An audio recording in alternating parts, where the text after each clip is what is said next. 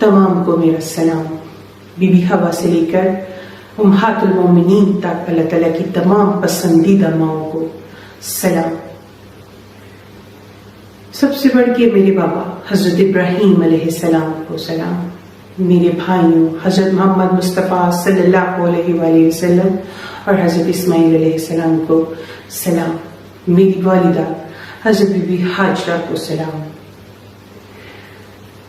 حضرت خضر خیاط کمال بندہ، فخر انسان، شیروں کا شیر، پہلا روح الانسان، پہلا حقوق اللہ کا حقدار. سلوٹ پیش کرتی ہوں حضرت خضر خیاط کو. آپ سب لوگوں کو السلام علیکم. سب سے پہلے اللہ تعالیٰ کے حکم سے میں اپنی پہچان آپ لوگوں پہ واضح فرما دوں. میں رسول ہوں. میرا ٹائٹل قرآن پاک میں جو محفوظ ہے قیامت. میں قیامت ہوں جس کے لیے تمام زمین و آسمان پر نشانیاں پوری ہو گئی. وہ قیامت میں حاضر ہوں جی اپنے سچے محرم کے ساتھ. میرا محرم اللہ رب العالمین. میرا نام ہے ثنا اللہ. الحمدللہ. ثنا اللہ جو یہ نام ہے یہ اس کائنات کی سب سے بڑی جیت ہے. میں حقوق اللہ سے نوازی گئی. حج الاکبر ادا کرتی ہوئی اپنے 3 درجوں سے گزرتی ہوئی اس منزل پہ اب آ پہنچی ہوں کہ مجھے اپنی پہچان آپ لوگوں کو پیش فرمانی ہے.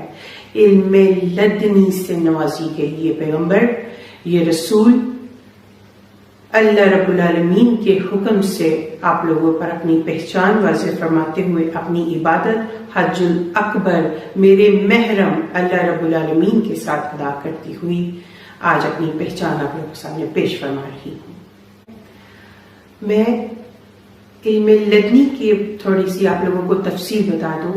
اللہ تعالیٰ دی نوازی ہوئی بندیاں روحانیت دے ساڈے نال کچھ معاملات نے. مین بندہ میری سسٹر ہے گی ہے 7 سالاں تو دے نال ہے معاملات نے. ثنا اللہ او لاہور چ ٹھیک ہے. اے ویڈیو او دی ہے. میں او دے اس سفر چ دے نال گواہ ہاں. او دی اللہ تعالیٰ نے مینوں شامل کیتا ہویا ہے. حضور پاک صلی اللہ علیہ وسلم پیشن گوئی اور تعلیم فرما کے گئے ہوئے نے کہ اللہ تعالیٰ اپنے نیک بندیاں نال خواب دے تھرو رابطہ فرمان گے. ٹھیک ہے بھائی. سانو خواب دے تھرو تعلیمات آندیاں نے. ٹھیک ہے. ساڈا کوئی دنیاوی فائدہ نہیں، کوئی دنیاوی ساڈا معاملہ نہیں. میرا ہی نہ ہے. ٹھیک ہے. سانو اللہ تعالیٰ نے اے میری نماز دی جگہ تسی پلیز اتنے جتی نہ رکھو. ٹھیک ہے. میں 24 گھنٹے نماز پرہیزگار روزے والی پردے والی بندیاں دنیا اسی 7 سالاں تو چھڑ دیتی ہوئی ہے. ٹھیک ہے. اور ساڈا بہت پکیزہ حساب کتاب ہے گا. ٹھیک ہے بھائی. میں کدھر نہیں جاندی نہ میرے گھر کوئی آ سکتا وے. ایسی جو بیان دیتا ہوئے میری سسٹر نے ثابت کیا ہے کہ نبی صلی اللہ علیہ وآلہ وسلم کی وفات کے بعد اب قیامت تک اللہ تعالیٰ کسی بھی بندے کے ساتھ نہ کشف کے ذریعے، نہ الہام کے ذریعے، نہ کوئی وحی خفی کے ذریعے، نہ وحی جلی کے ذریعے کوئی بھی ریلیشن شپ نہیں ہے، سوائے ایک ایکسیپشن کے جو بخاری اور مسلم کی متفقن علیہ حدیث ہے کہ میری وفات کے بعد نبوت کی خبریں بین ہو چکی ہیں، ختم نبوت کی وجہ سے ختم ہو چکی ہیں، سوائے ایک چیز کے، اور وہ ہے خواب، مبشرات. اور پوچھا گیا مبشرات کیا ہیں تو فرمایا گیا کہ خواب. مبشرات یعنی خوشخبری دینے والے خواب. دین نہیں سکھایا جائے گا. نبی صلی اللہ علیہ وآلہ وسلم اپنی مبارک زندگی میں الحمدللہ دین مکمل کر کے گئے ہیں. اب کسی کو خواب میں آ کے یا کوئی اور معاملات کے ذریعے دین میں کوئی ایڈیشن نہیں ہوگی. Not at all. دین میں کوئی چیز ایڈ نہیں ہوگی. آپ صلی اللہ علیہ وآلہ وسلم دین مکمل کر کے گئے ہیں. اب اگر کسی کا یہ پوائنٹ آف ویو ہے کہ نہیں یار وہ خواب میں آگے کوئی انہوں نے ایسی چیز بتانی ہے امت کو جو پہلے بتانا بھول کے تھے نعوذ باللہ، تو وہ اپنے عقیدے کی اصلاح کریں. سورۃ المائدہ میں واضح آ گیا الیوم اکملت لکم دینکم واتممت علیکم نعمتی ورضیت لکم الاسلام دینا. آج کے دن ہم نے تمہارے لیے تمہارا دین مکمل کر دیا اور تم پہ اپنی نعمت تمام کر دی اور اسلام کو ایز اے ریلیجن تمہارے لیے پسند کیا. بخاری اور مسلم دونوں میں حدیث ہے، نبی علیہ السلام نے فرمایا قیامت اس وقت تک قائم نہیں ہوگی جب تک کہ 30 جھوٹے دجال نہ پیدا ہو جائے جن میں سے ہر شخص یہ دعویٰ کرے گا کہ وہ اللہ کا پیغمبر ہے. حضور کہہ دیتے نا کہ ان دجالوں کو تو دجال کہنا لیکن امتی نبی چھوٹے چھوٹے آیا کریں گے. قرآن و حدیث کو تو دور دور تک کوئی پتہ نہیں کہ کوئی امتی نبی آنا ہے. ہاں قرآن و حدیث کو یہ پتا ہے کہ دجال آئیں گے, وہ مینشن کر دیا. اور یہ جو بخاری مسلم کی حدیث ہے, یہ حدیث ابو داؤد اور ترمذی میں بھی ہے. اس میں الفاظ ہیں کہ نبی علیہ السلام نے فرمایا کہ میری امت میں 30 جھوٹے دجال پیدا ہوں گے جو دعوے نبوت کریں گے. ان میں سے ہر ایک شخص دعویٰ کرے گا کہ وہ اللہ کا پیغمبر ہے. پھر نبی علیہ السلام نے فرمایا بچ جانا ان سے, انا خاتم النبیین لا نبی بعدی, میں خاتم النبیین ہوں, میرے بعد کوئی نبی نہیں. یہ بڑا اچھا موقع تھا کہ حضور کہتے ہیں کہ نہیں, امتی نبی آئیں گے. خاتم النبیین کا ترجمہ نبیوں کی مہر ہے, لیکن قادیانیوں نے جو اس کا فہم لیا وہ غلط ہے. ترجمہ تو بالکل ٹھیک کیا. اہل سنت نے, اہل تشیع نے اس کا ترجمہ بالمفہوم کر دیا, سلسلہ نبوت کو ختم کرنے والے. بالمفہوم ترجمہ یہ درست ہے, تشریح کے طور پہ. لفظی طور پہ یہ ترجمہ نہیں ہے. لفظی طور پہ خاتم مہر کو کہتے ہیں. انہوں نے یہ کہا نبوت کی مہر, اور اس کے آگے انہوں نے خود اس کا جو ایکسپلینیشن وہی لچ تلا کہ رسول اللہ کے بعد جتنے امتی نبی آئیں گے وہ نبی علیہ السلام کی مہر سے آئیں گے. سرکار یہ بتانے کے لیے قرآن کی آیت نازل کر رہا تھا, مجھے بتائے. استغفر اللہ واتوب الیہ, یہ تو قرآن کی آیت میں فٹ نہیں بیٹھتا. دور دور تک قرآن کو بھی نہیں پتا کہ اس میں سے یہ مطلب کوئی نکالے گا. اس لیے آیت پوری تو پڑھے, اس کا اسلوب بتا رہا ہے. ما کان محمد ابا احد من رجالکم ولکن رسول اللہ وخاتم النبیین. محمد تم مردوں میں سے کسی کے باپ نہیں ہے, بلکہ وہ تو اللہ کے رسول ہیں اور خاتم النبیین ہیں. یہ بات کرنے کی کیا ضرورت ہے کہ وہ کسی مرد کا باپ نہیں ہے؟ یہ اس لیے ضرورت پڑی لاجیکلی کہ سلسلہ نبوت کو ختم کرنے کے لیے یہ چیز ضروری تھی کہ نبی علیہ السلام کا کوئی بیٹا جوانی کی عمر کو نہ پہنچے. ورنہ تو لوگ اعتراض کرتے کہ اگر ابراہیم کا بیٹا بھی پیغمبر, ابراہیم کا پوتا بھی پیغمبر, ابراہیم کا پڑپوتا بھی پیغمبر, یوسف بن یعقوب بن اسحاق بن ابراہیم علیہ السلام اجمعین, تو نبی علیہ السلام کا بیٹا کیوں نہیں پیغمبر؟ اعتراض بن سکتا تھا. تو اللہ تعالیٰ نے اس اعتراض کو کل کر دیا ختم نبوت کی آیت نازل فرما کے کہ وہ مردوں میں سے کسی کے باپ ہی نہیں ہے, بلکہ وہ تو اللہ کے رسول ہے اور نبوت کی مہر ہے. سیل آف دا پروفٹ ہے. سیل آف دا پروفٹ اگلے زمانوں میں جب خط بھیجا جاتا تھا نا, اس کے اوپر سیل لگتی تھی. آج کل بھی آپ ڈاکخانے میں وہ سیل چلتی ہے. بعض اوقات یہ سیل کر جاتے ہیں نا, وہ دکانیں بھی ملاوٹ کے اوپر, تو اس کے اوپر ایک سیل لگا دیتے ہیں. وہ سیل آپ توڑیں گے, اس کو توڑے بغیر آپ وہ تالا کھول نہیں سکتے.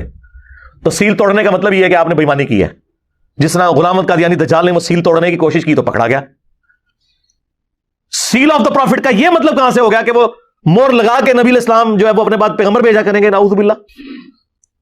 اور یہ جو میں مفہوم بیان کر رہا ہوں, یہ مفہوم فٹ ان بیٹھتا ہے قرآن کی آیت میں اور صحیح بخاری کی اس حدیث میں جو آدھی قادیانی پیش کرتے ہیں کہ جی بخاری میں لکھا ہے کہ اگر نبی علیہ السلام کا بیٹا ابراہیم جوانی کی عمر کو پہنچتا تو وہ پیغمبر ہوتا.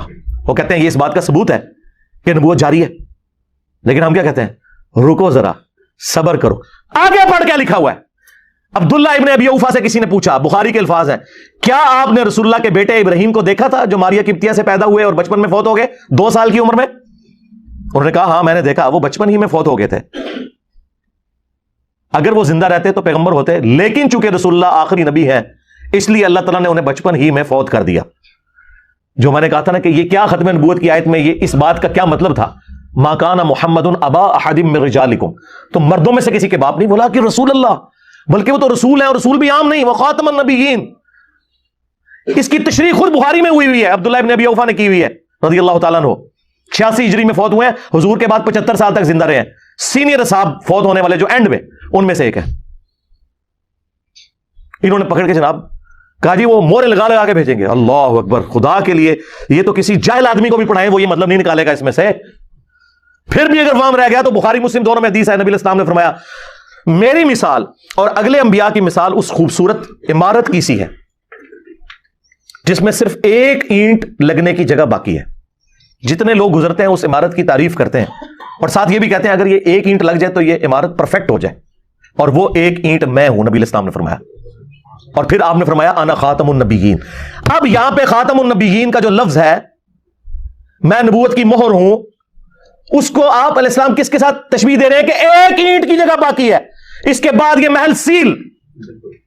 جس طرح جج جب فیصلہ لکھتا ہے نا, اینڈ پہ قلم توڑ دیتا ہے, وہ قلم توڑنا جو ہے وہ سیل ہوتی ہے, اس کے بعد کوئی ڈاکومنٹ میں چیز ایڈ نہیں ہو سکتی. یا اگر کسی سرکاری ڈاکومنٹ کے اوپر سیل لگے مہر کی فارم میں, اگر آپ سیل سے مراد وہ والی مہر لیتے ہیں جو نبی الاسلام کی انگوٹھی والی سیل تھی, وہ والی سیل لیتے ہیں مراد, اسٹیمپ جسے کہتے ہیں, دو معنی ہو گئے, ایک سیل اور ایک اسٹیمپ. اگر اسٹیمپ بھی لیں تو ڈاکومنٹ کے اینڈ پہ جب اسٹیمپ لگتی ہے اس کے بعد ڈاکومنٹ میں کوئی چیز ایڈ کرے تو جرم ہوتا ہے. آپ نے دیکھا ہے وہ سیل کہاں جا کے لگتی ہے؟ جہاں پہ سگنیچر کی ہوتے ہیں, تاکہ اگر کوئی سگنیچر بدلنا چاہے تو بدل نہ سکے, پکڑا جائے. تو یہ دجال پکڑا گیا نا. اس نے کہا کہ نہیں, اس کا مطلب ہے کہ حضور علیہ السلام وہاں مورے لگا کے نا اپنے بعد پیغمبر بھیجیں گے اور میں امتی نبی ہوں, نعوذ باللہ. اس کا کوئی دور دور تک. اچھا لوگ کہتے ہیں جی ان کی باتوں کا جواب دیں. سب سے زیادہ میری ویڈیوز ریکارڈ ہیں قادیانیوں کے دھوکوں کے اوپر, باقیوں نے تو صرف گالیاں نکالی ہیں جی, وہ ٹوائلٹ میں مر گیا اور فلاں جگہ مر. خدا یہ علمی بات کر رہے ہیں. اس طرح کی باتوں نے تو انہیں ان کے فاسد نظریات کے اوپر محکم کیا ہے. علمی بات کریں, ہم نے علمی جواب دیے. اس وقت پلانٹ ارتھ پہ جو لوگ چندے کھا رہے ہیں نا ختم نبوت کے نام پہ, کوئی ایک ویڈیو دکھا دے, میں دو نہیں کہہ رہا, ایک ویڈیو علمی جو ان کے دلائل کا جواب دیا ہو. جتنی ختم نبوت کانفرنسز ہو رہی ہیں, چاہے وہ عالمی مجلس ختم نبوت دیوبندیوں کی کر رہی ہو یا بریلویوں کی TLP کر رہی ہو, ختم نبوت کے نام پہ اینٹی قادیانی ہیں. ختم نبوت پہ بات نہیں کرتے کیونکہ وہاں چشتی رسول اللہ, ہائے ہائے ہائے اشرفی رسول اللہ, اے زخم میں تھوڑا چلنا ہے, بار بار چلنا ہے. تواڈے ابے چشتی رسول اللہ اشرفی رسول اللہ نو انڈورس کرن تے تسی نال وہ ختم نبوت دا نہ سمجھ لو. ختم نبوت تھوڑا کیا لینا دینا؟ خود ڈاکو ہیں آپ کے بزرگ ختم نبوت کے اوپر. آپ لوگوں نے اس کو گراؤنڈز پرووائڈ کی ہیں. آپ غلام احمد قادیانی دجال کی کتابیں پڑھیں, اس نے بابوں کے یہ سارے کلمے کوٹ کیے ہیں. شیخ احمد سرندی کی باتیں کوٹ کی ہیں جو اس نے اپنے مکتوبات کے اندر اپنے بارے میں دعوے کیے ہیں کہ میں اولو العزم پیغمبروں کا نائب ہوں اور میں اگلے 1000 سال کا مجدد ہوں, اور جو وہ ارشادات فرماتا رہے انورٹڈ کاماس کے اندر, وہ اس نے کوٹ کیے ہیں. کشتی نوس کی کتاب پڑھیں, بازید بستامی کے دعوے. تمہارا بابا جو ہے شراب کو انگوروں کا جوس کیا کہ پی جائے, تسی سبحان اللہ پڑھو, اور دوسرا کہ یہ شراب ہے تو تسی لانتا بھیجو, اور دونوں ایک جیسے ہی ہو. یہ تمہارے بزرگوں کی جائز روحانی اولاد تھا, بلکہ شیطانی اولاد. چھوڑ دیں, یہ انہوں نے دھوکے دیے میں, اور میں نے تو اللہ کے فضل سے ایک ایسی حدیث بیان کر کے رزلٹ نکالا ہے جو مجھ سے پہلے آج تک کسی کے دماغ میں نہیں آیا تھا کہ اس حدیث میں سے یہ رزلٹ نکلتا ہے. اور مفتی حنیف قریشی صاحب حفظہ اللہ تعالی بھی اس پروگرام میں موجود تھے, جو مولا علی علیہ السلام کی شہادت کے اوپر پروگرام ہوا تھا پچھلے رمضان میں GTV کے اوپر, اور انہوں نے بعد میں اس کی تحسین کی, بلکہ وہ ویڈیو کے دوران بھی بڑے خوش ہوئے جو میں نے رزلٹ نکالا کہ بخاری اور مسلم دونوں میں حدیث ہے کہ نبی علیہ السلام نے غزوہ تبوک کے موقع پر جب حضرت علی کو اہل مدینہ کے اوپر اپنے خلیفہ کے طور پر, اپنے نائب کے طور پر چھوڑا, تو وہ رو پڑے, یا رسول اللہ میں آپ کے ساتھ جاؤں گا, کیونکہ یہ پہلا اور آخری موقع تھا کہ مولا علی کسی جنگ میں حضور کے ساتھ نہیں تھے, ہمیشہ سائے کی طرح ساتھ ہوتے تھے. تو نبی علیہ السلام نے انہیں تسلی دی اور کہا کہ علی تو اس بات پہ خوش نہیں کہ تیری میرے ساتھ وہی نسبت ہے جو ہارون کی موسیٰ کے ساتھ, جو سورہ طٰہٰ میں آیا کہ موسیٰ علیہ السلام نے دعا مانگی تھی کہ اللہ میرے بھائی کو میرا مددگار بنا, اور وہ نہ صرف مددگار بلکہ پیغمبر بھی بن گئے ہارون علیہ السلام. تیری میرے ساتھ وہی نسبت ہے جو ہارون کی موسیٰ کے ساتھ, مگر میرے بعد کوئی نبی نہیں. یعنی اگر میرے بعد کوئی نبی ہوتا تو کون ہوتا؟ حضرت علی, مولا علی علیہ السلام. اور دوسرا, نبی علیہ السلام کا سب سے قریبی سپورٹر دین کے حوالے سے, جیسا کہ موسیٰ علیہ السلام کے لیے ہارون تھے, اس لیول کے اوپر صحابہ کرام میں سے, اہل بیت میں سے اگر کوئی سپورٹر تھا تو وہ مولا علی تھے.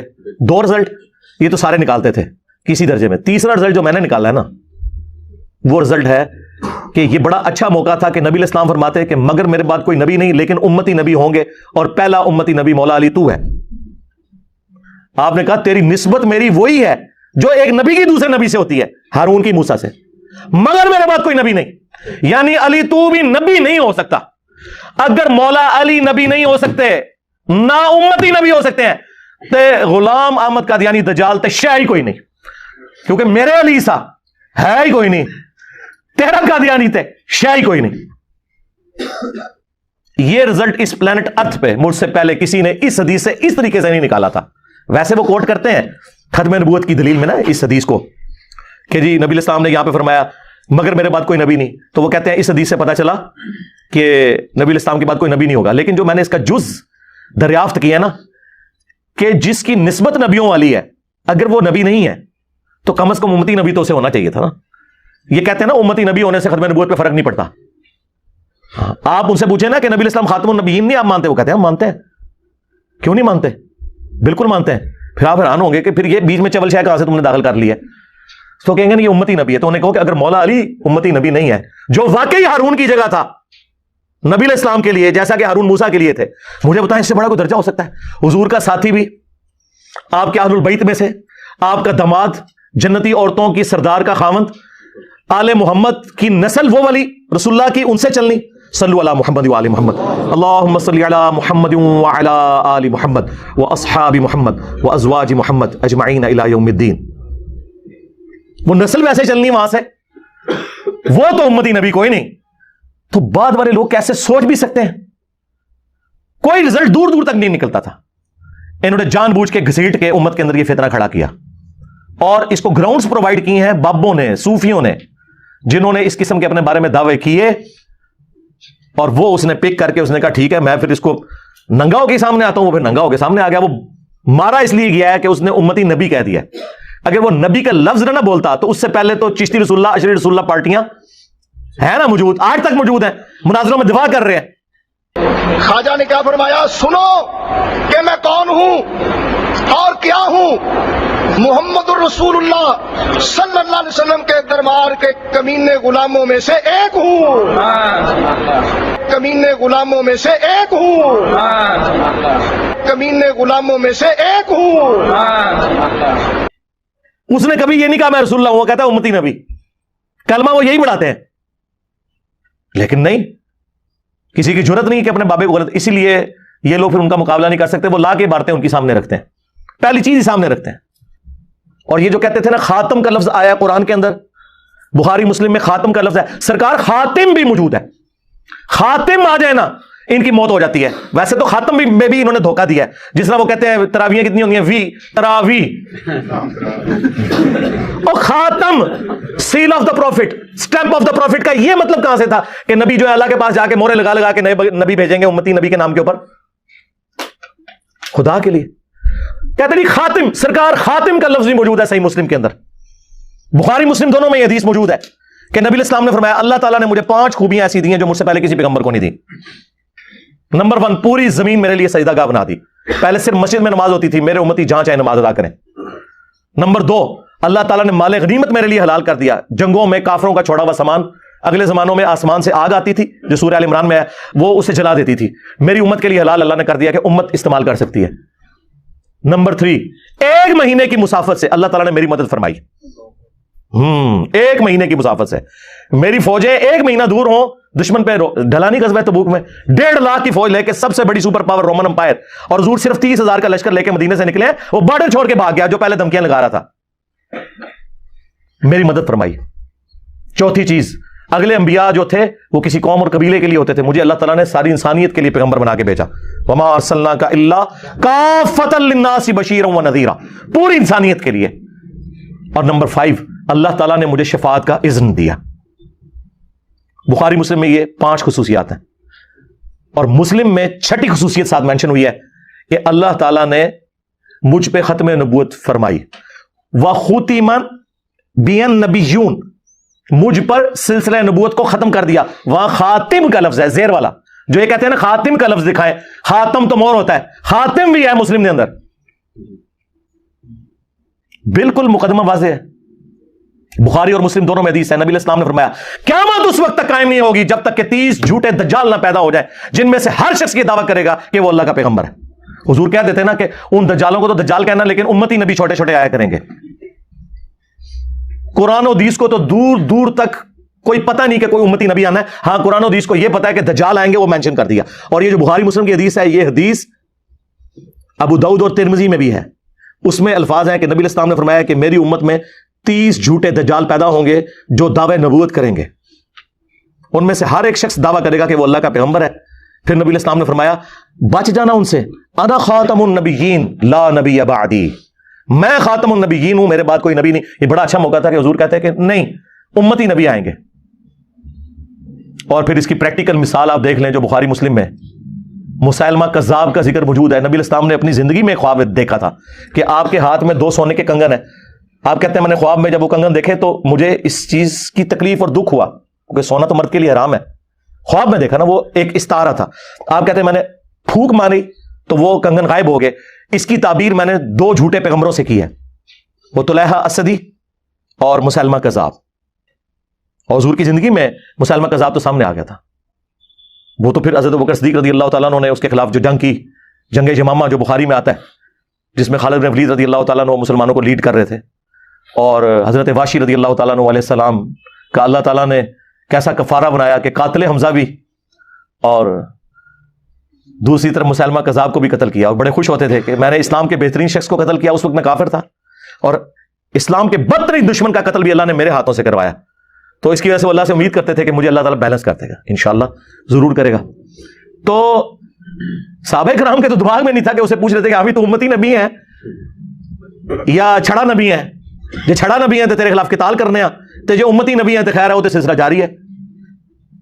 ختم نبوت کا عقیدہ بالکل کلیئر کٹ تھا، اس میں کوئی سوالے سے ابہام باقی نہیں تھا.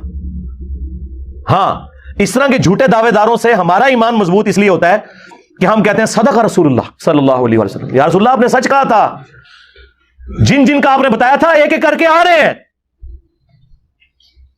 اور الحمدللہ ان کے خلاف صرف وہ لوگ جہاد کر رہے ہیں صحیح معنوں میں جو واقعی ان کے علمی دلائل کا جواب دیتے ہیں. خالی دعوے کرنے سے کچھ نہیں ہوگا، ہم نے ایک ایک ان